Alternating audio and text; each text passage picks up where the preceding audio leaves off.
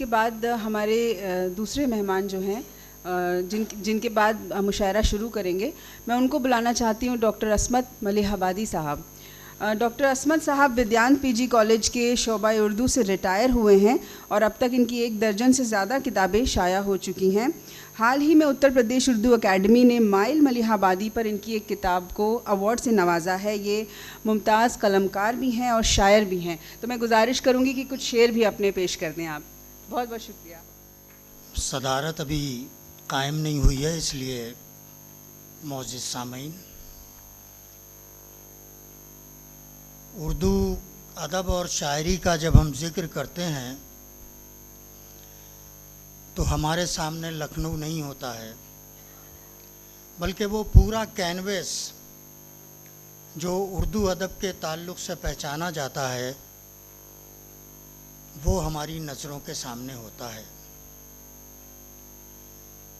عام طور پر لکھنؤ اور دہلی 2 اسکول قائم کیے گئے ہیں، انہی کا ذکر ہوتا ہے، لیکن اس کے علاوہ ہمارے کچھ اساتذہ نے پٹنہ کو بھی ایک اسکول تسلیم کیا ہے، حیدرآباد کو بھی تسلیم کیا ہے اور رامپور کو بھی تسلیم کیا ہے۔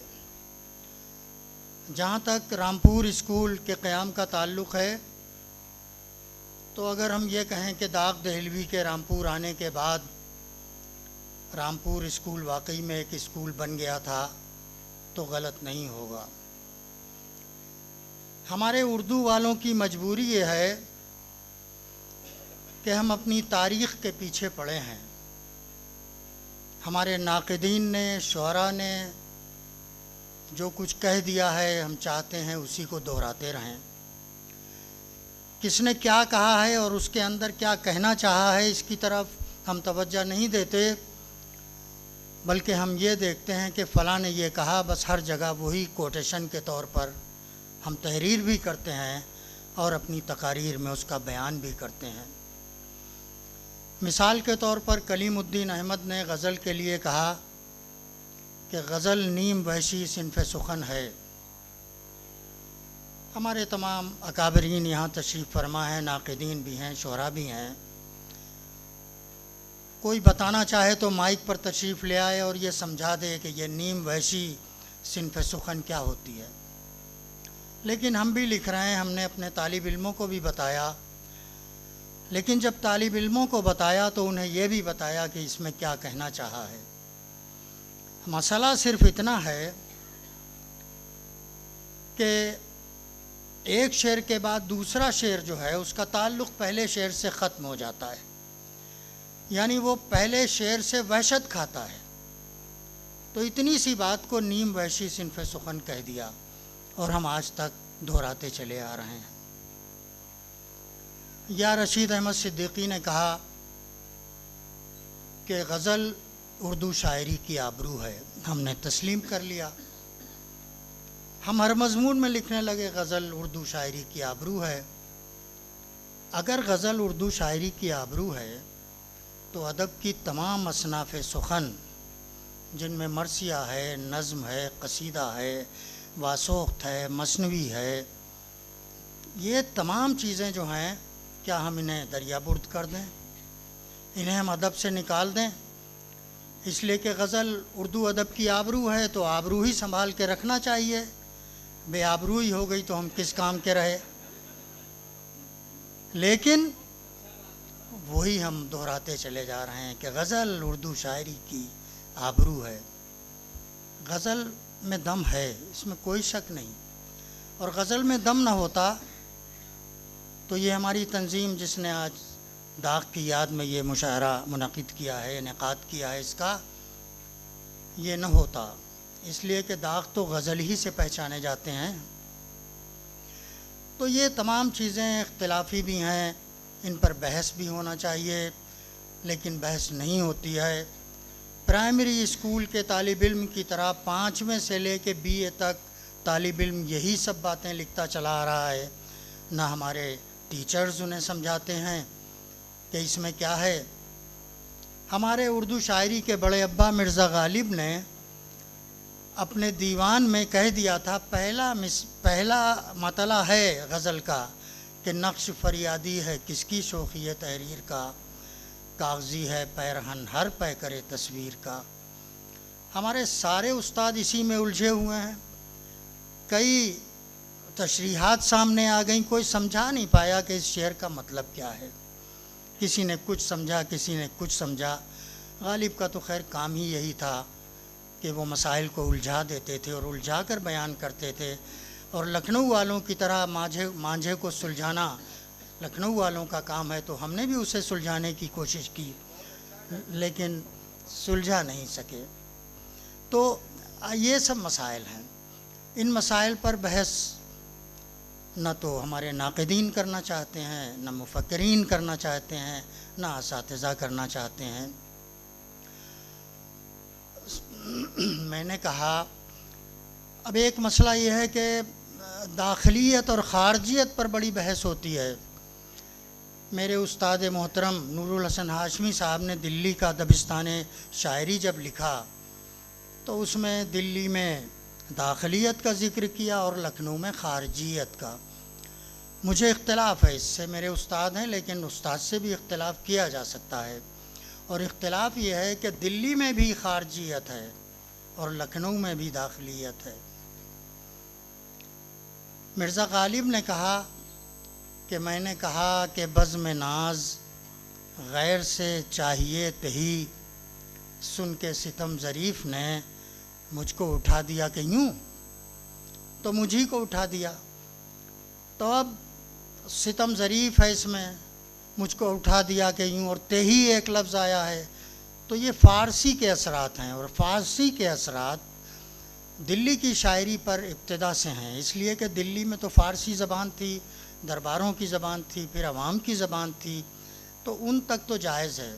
لیکن لکھنؤ آتے آتے فارسیت ختم ہو گئی، ہم اپنی زبان بولنے لگے جو خالص اردو ہے، اور جو سریلی بانسری کی زبان ہے، اس خالص اردو میں یہاں شاعری ہونے لگی۔ اور یہاں لکھنؤ میں سراج لکھنوی صاحب نے اسی غالب کے شعر کو اس طرح کہا کہ پوچھا جو میں نے چاند نکلتا ہے کس طرح، چہرے پر رخ کے زلفوں کو رخ پر ڈال کے جھٹکا دیا کہ یوں۔ اب یہ لکھنؤ آ گیا، تو لکھنؤ کی شاعری اس طرح کی شاعری ہے، دلی کی شاعری اس طرح کی شاعری ہے۔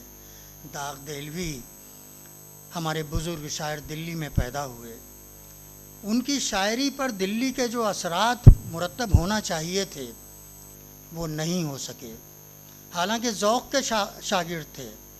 ذوق کی زبان بڑی فصیح ہے، بڑی بلیغ ہے، اور فصاحت و بلاغت کیا ہوتی ہے اس کے لیے ہمیں دوسری کتابوں کا مطالعہ کرنا پڑے گا۔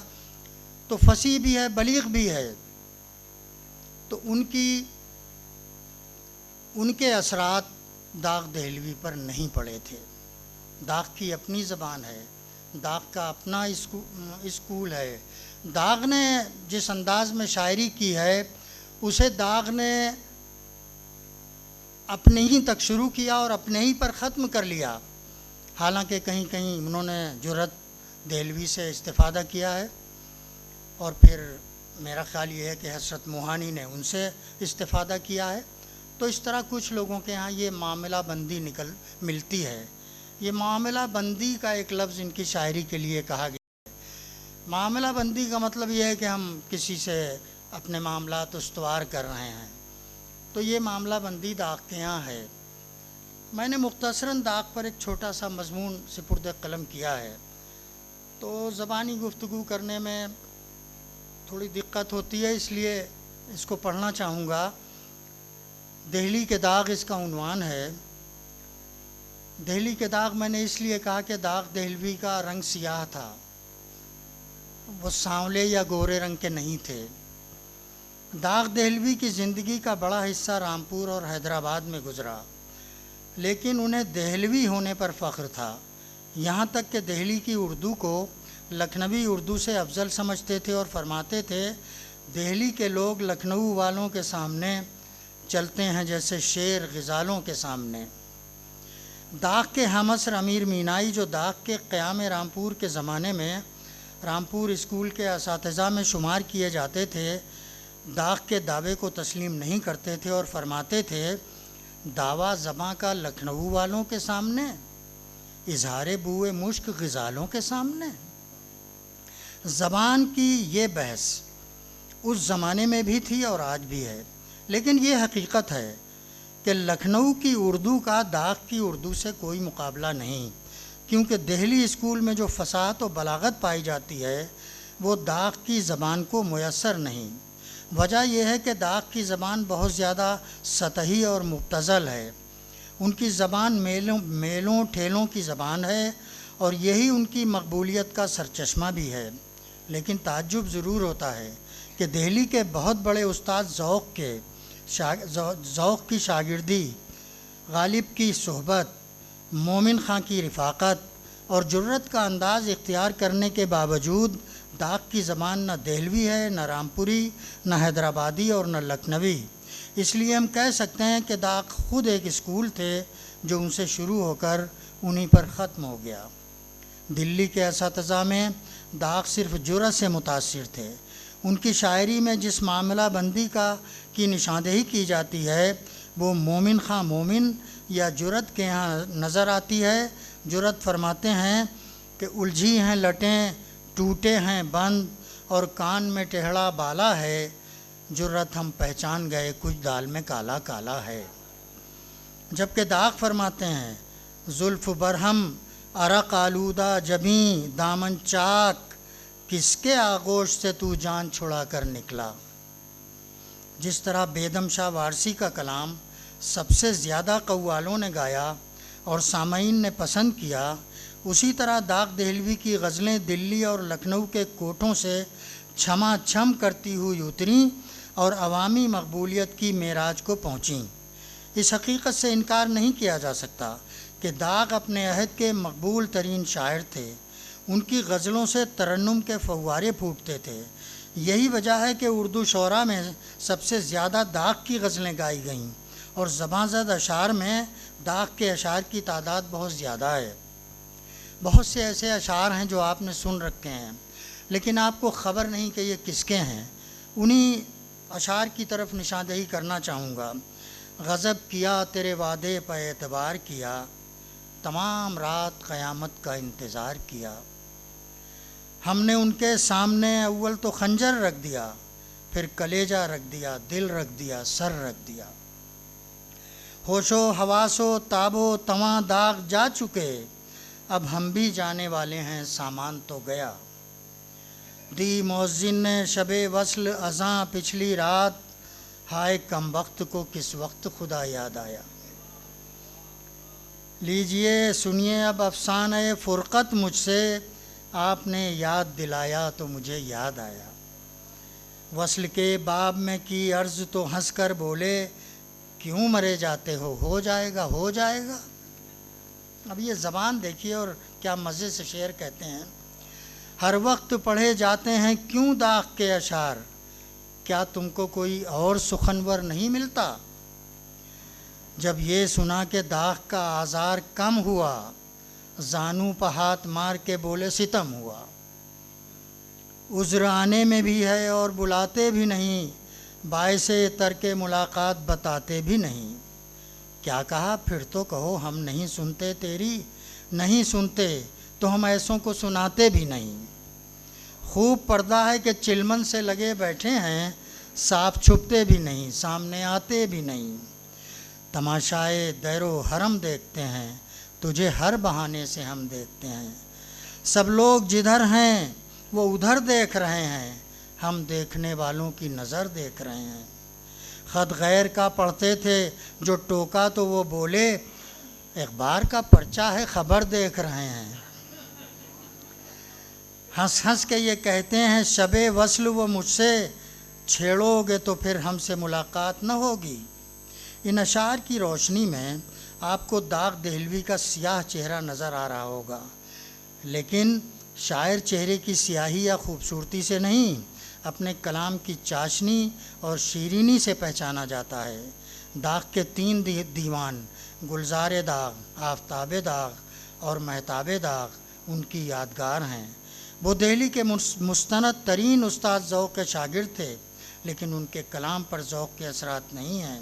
انہوں نے دہلی میں پرورش پائی، رامپور میں شہرت حاصل کی، کلکتے کی ایک طوائف منی بائی حجاب سے ناکام عشق بھی کیا، حیدرآباد کے نواب کی محفلوں میں عیش و عشرت کی زندگی بسر کی، اور پھر 16 فروری 1905 کو حیدرآباد ہی میں سپرد خاک کر دیے گئے۔ بہت بہت شکریہ۔